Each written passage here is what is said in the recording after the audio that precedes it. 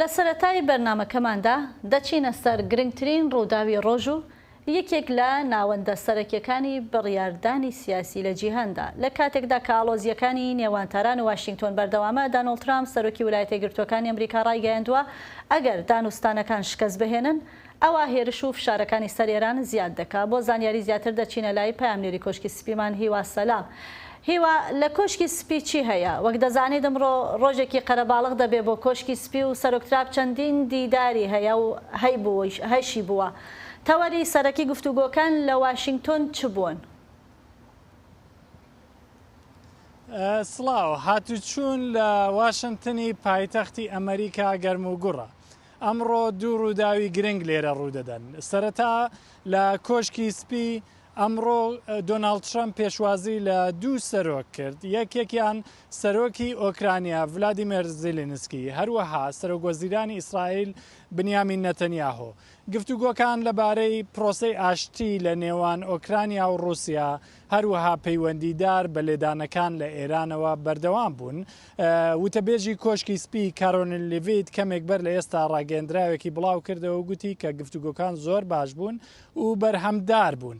ئەم بەیانیەش دۆناڵد ترامپ سەرۆکی ئەمریکا بۆ فۆکس نیوز بە تەلەفۆن قسەی کرد دەربارەی ئێران کۆمەڵێک زانیاری نوێی خستە ڕوو، گوتی کە ئەوەی هەیە ئێستا دەرفەتێکە بۆ ئێرانیەکان بۆ ئەوەی بتوانن کەڵکی لێوەربگرن، چونکە ئامانجی ئەمریکیەکان لەگەڵ ئێران گەیشتنە بە ڕێککەوتنێکی بەرهەمدار، ئەگەر نا دەگەڕێنەوە بۆ لێدان و لێدانی ئەم جارە زۆر جیاواز دەبێت لە جارەکانی پێشووتر.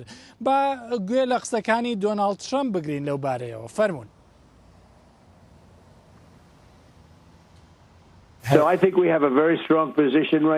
ئەگەر ئێرانەکان ڕێگنەکەون دەگەڕێنەوە بۆیان و وڵاتەکان وێران دەکەین. بە ئاسانی دەتوانین لە ماوەی کاتژمێرێکدا هەموو پردەکانیان بڕوخێنین. بەڵام دروستکردنی پردێک یان ناوەندێکی بەرهەمهێنانی وزەت دایان ساڵی دەوێت. بۆیە من لەبەر خاتری 91 میلیۆن خەڵکی ئێران وام نەکردووە. ئەوان تێدەگەن ئەگەر ڕێگنەکەون وا دەکەم و لە ماوەی دوو کاتژمێردا هەموو پردە گەورەکانیان خاپور دەکرێت و لە یەک ڕۆژدا هەموو سەرچاوەکانی وزان وێران دەکرێت. هەتا چارم هەبێت من نامەوێت وا بکەم، چونکە من خۆم جاران لەو بوارەدا کارم دەکرد و تێدەگەم کە بنیادنان چەندە سەختە. هۆکاری دووەم کە واشنگتۆن ئەمڕۆ هاتوچۆکان گەرم و گوڕن بابەتی پرسەی سیناتۆری کۆچکرد و دۆستی کورد لینزی گراهامە. ئەمڕۆ پرسەی دۆستی کورد سیناتۆر لینزی گراهام لێرە لە واشنگتن بەڕێوە دەچێت. لە بەیانیەوە مەراسیمەکان دەستی پێکردووە.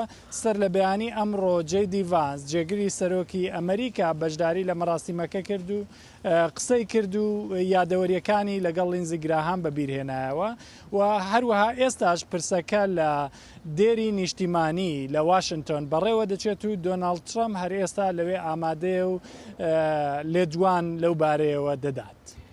بله پامنێری دەنگ ئەمریکای کۆشکە سپی هیوا سەلام سپاسی بۆ وانزانیاریەنتە.